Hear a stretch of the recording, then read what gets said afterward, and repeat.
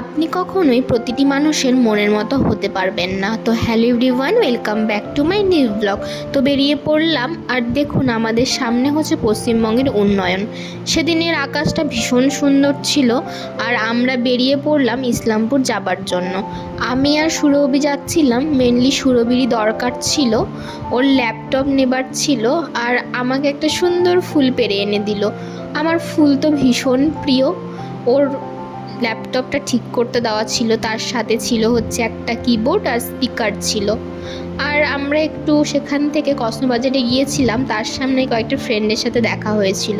সেখান থেকে গেলাম বাজার কলকাতাতে, কালেকশন মোটামুটি ছিল। আর ঘুরতে গেছি, কিছু না খেলে হয়, তো পেট পুজো করে চলে আসলাম হচ্ছে রুমে।